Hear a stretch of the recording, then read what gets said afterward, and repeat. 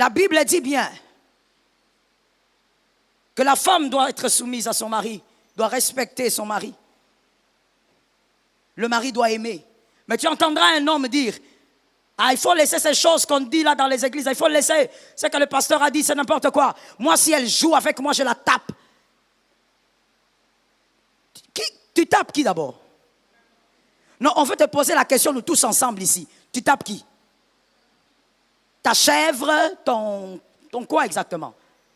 Comme je le disais ici à la retraite, ou non, c'était à la tente du prophète le mercredi. Toi, tu penses que tu as le droit de lever ta main sur une personne. Je ne parle même pas seulement de ta femme. Avant ça, sur une personne. Regarde un peu un voisin, pose-lui la question, est-ce que tu fais partie de ces personnes-là? J'étais en train de dire à la tente du prophète le mercredi, moi je ne permets même pas qu'on tape mes chiens. Moi j'ai mes chiens, j'en ai 3, je ne te permettrai pas, si je te vois, mon frère, je sortirai les chiens, je te ferai entrer là-bas. Mais toi tu dis, au nom d'une alliance que tu as mis dans les doigts d'une femme, que si elle blague avec moi, si elle me donne, elle m'énerve. Toi, quand tu énerves, qui te fait quoi? Écoute d'abord la mentalité. Tu comprends que c'est une mentalité. Je mets un point. Je risque de choquer, les chaises vont tomber ici. Je mets un point dans le choc là. Sinon, les chaises vont sauter. Regarde, voilà pourquoi j'ai dit, et je le répète, je continue de croire, et plus les années passent, je risque de me radicaliser davantage. Et c'est ce que je sens même. Je suis convaincu de ceci.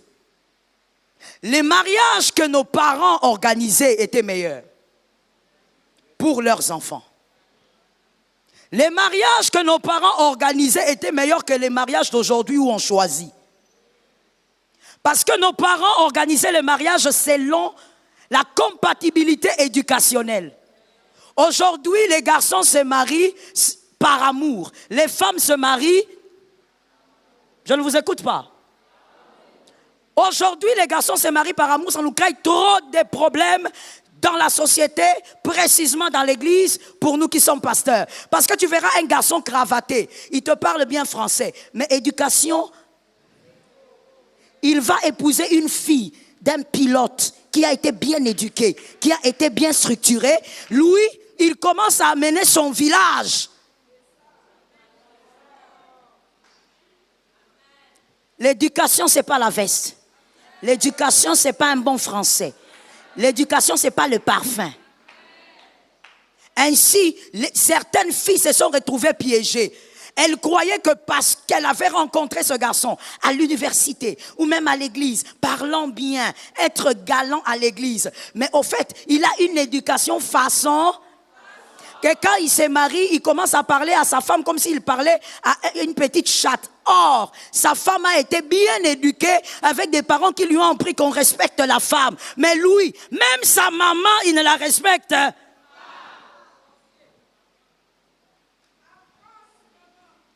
J'ai dit aux femmes qui sont dans cette salle, les célibataires, n'épousez pas la cravate. N'épousez pas le français. Localisez l'éducation.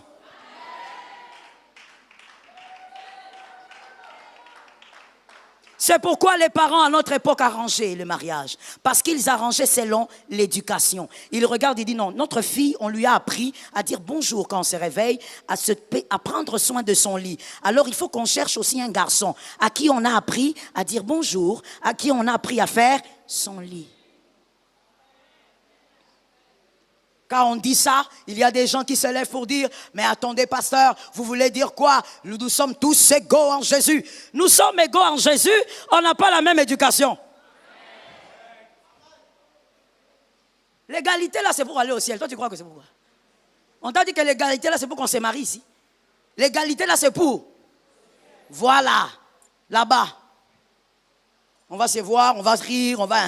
Mais ici là, le prince épouse la princesse. Le prince épouse la princesse. Le prince épouse l'enfant d'un duc. Ça te choque, je te réchoque. Tu n'étais pas préparé. Quand tu viens de ces cultes, il faut bien manger. Il faut être préparé, être choqué dedans, au fond.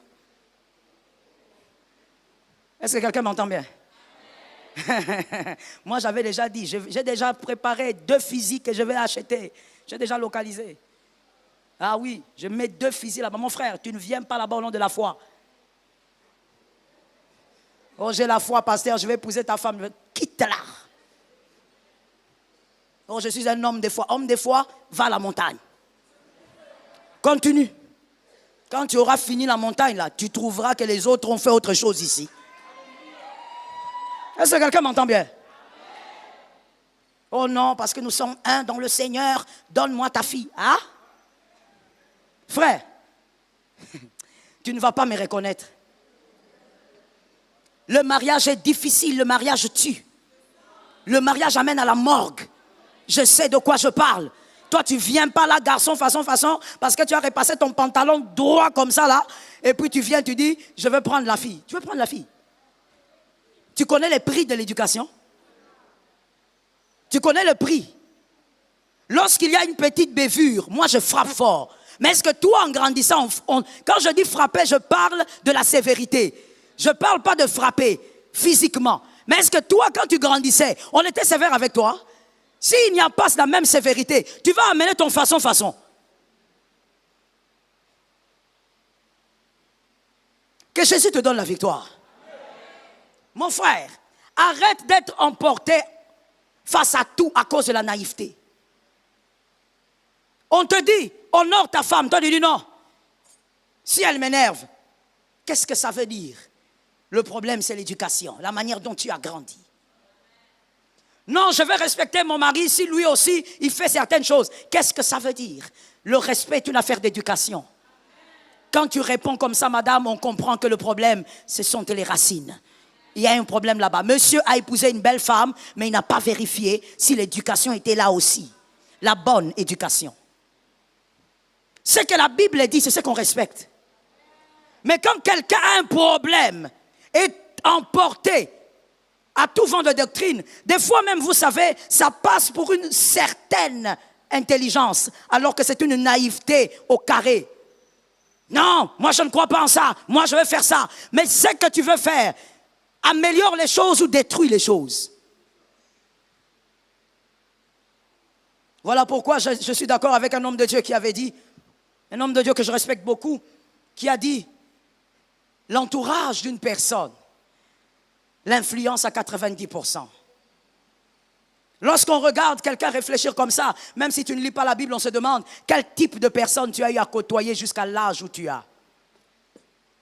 Tu es resté avec qui? Tu as vécu avec qui? Tu as causé avec qui? Que Dieu nous donne la victoire. La deuxième chose qui fait à ce que tu sois emporté, c'est aussi l'instabilité d'opinion. L'instabilité.